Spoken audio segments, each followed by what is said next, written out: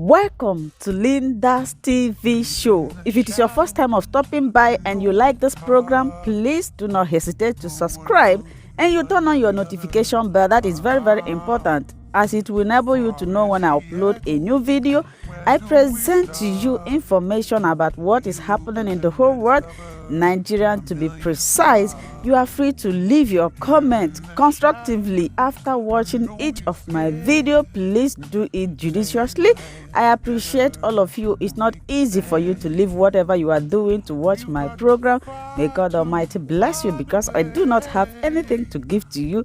As we hop into today's video, remain blessed. We have not seen our president. We have not heard from our president, despite the daily killings that are going on and that has turned Nigeria into a killing field of unimaginable proportion. And therefore, the caucus has taken note and will continue to take note of the constitutional breaches that is happening at this time by the government of the APC, and will at the appropriate time utilize all constitutional methods and measures available after consultation with our colleagues to do the needful to save the country from collapse. We also, as a caucus, want to put on notice to all Nigerians and the international community about the threats to the lives of our members, to those who come out to say things that are true about the state of Nigeria today. And these threats have come in various forms, including threat to life.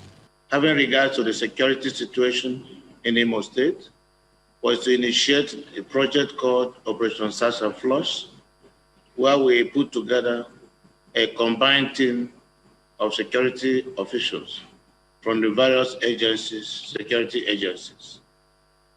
And in that regard, I procured vehicles and communication gadgets to support security agencies to fight against criminality in Imo State. We recorded a very good success, and the crime rate came down very tremendously. And when after the EndSARS saga, insecurity started growing up again, it became necessary to strengthen the outfit by procuring more vehicles and more security gadgets and other security equipments to support our security agencies against the backdrop of increasing crime rate. So today, we procured additional 100 vehicles to support the outfit in our quest to strengthen their capacity to respond to crime. And we launched it today, and security agencies are also very happy with it. And it is our hope that it will help them to face the situation of the moment and bring down to a very minimal level the crime rate in the state and possibly flush out criminality in the state. It is our duty as a government to ensure the safety of lives and property in our state and to ensure that people go about their businesses without fear of any molestation. I tried to look into the budget of Imo State for 2021, but I'm not sure that I saw anything like these purchases that some of these vehicles that you launched. Is it an extra budgetary measure that you've taken on this one, or how would you explain the rationale behind the purchases which you presented publicly today? To look very well, you will see the item in our budget. It is contained in our supplementary budget 2020. It's also contained in our 2021 capital votes expenditure. I will not spend outside the budget. You know, I'm a parliamentarian coming from the Senate. I understand the dynamics of governance. In the usage of these vehicles and these gadgets, Is there, I mean, part of what you launched today, you have the communication gadgets and you have the vehicles.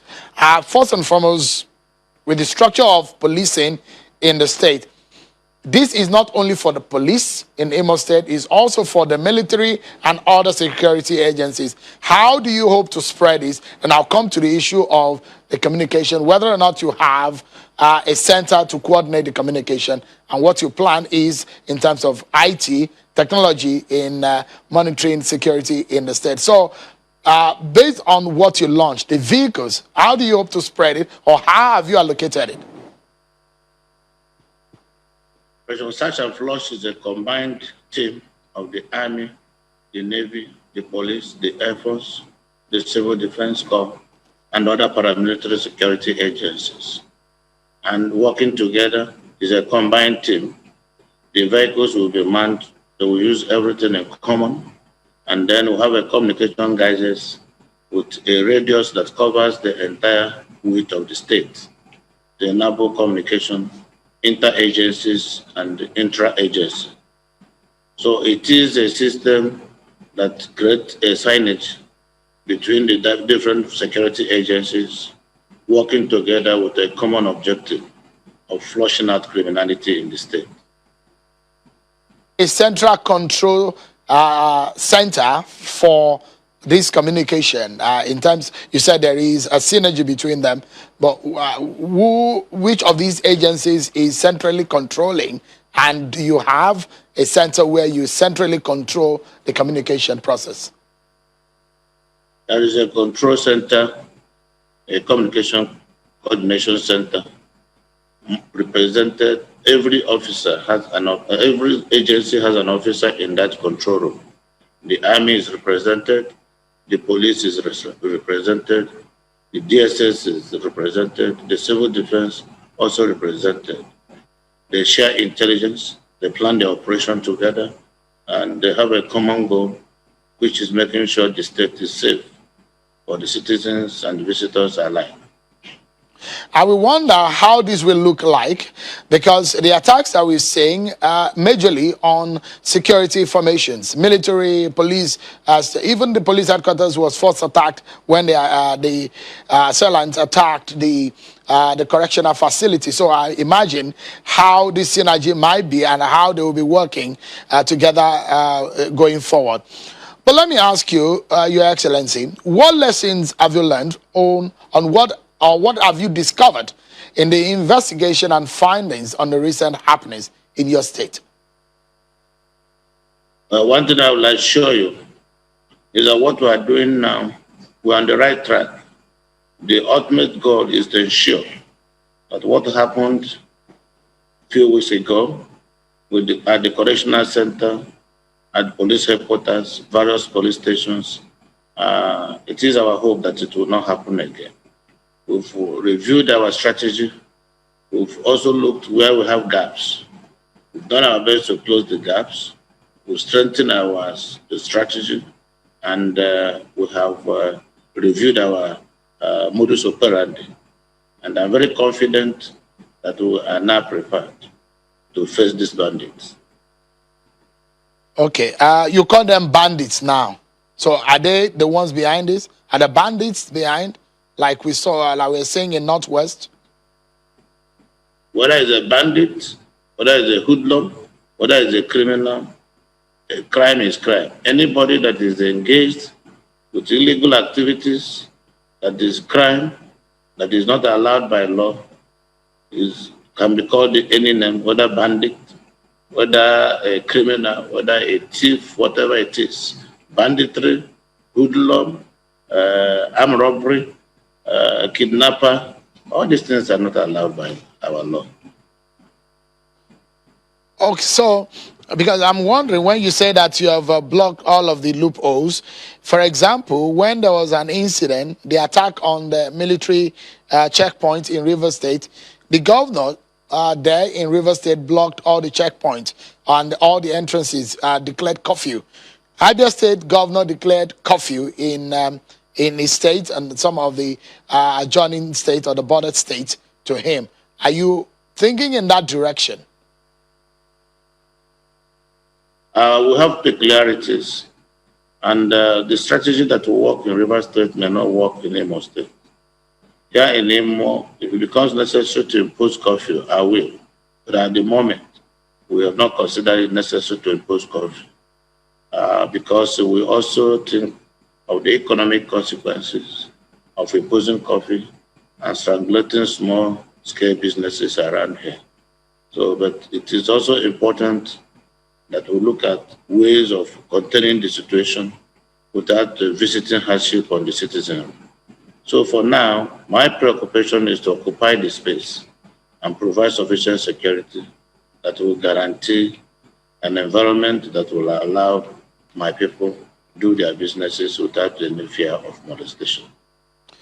So in the first place, one will imagine how much, why the security agents were overwhelmed. It looks so much so in the manner in which we saw the attacks.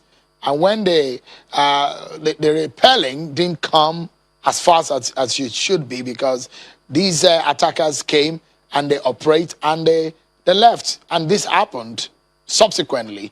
For you, did this highlight any of the loopholes? What did you discover? Because if an attack happened on the police headquarters, on the correctional facilities, and happened on military checkpoints in Imo State, happened in some other police stations in Imo State, and they do this attack over several minutes before they go, what lesson and what did these bring out to you vividly? I said these times without number, and I want you people to look into this matter, particularly coming from your constituency, the media. What is happening in the country today, not only in Imo State, is not ordinary. Here, from all indications, this is a sponsored program by some people and is targeted at the government of President Muhammad Buhari and APC. Welcome to my channel. If this is your first time or first day of coming across my YouTube channel or seeing my face, you are highly welcome. Please willkommen to my canal. My name is Linda Chukwuezi, and you turn on the notification bell so that you'll be able to get information on the. Bis zum nächsten Video und einen schönen Tag. Tschüss. Tschüss. Bis my subscribe to Linda's TV show. What are you waiting for? Click on that red button that says subscribe. You turn on the notification bell so that you'll be getting more updates from me. Leave your comment down below and share this video with your friends, families, and colleagues until we meet again in my next video. Bye bye.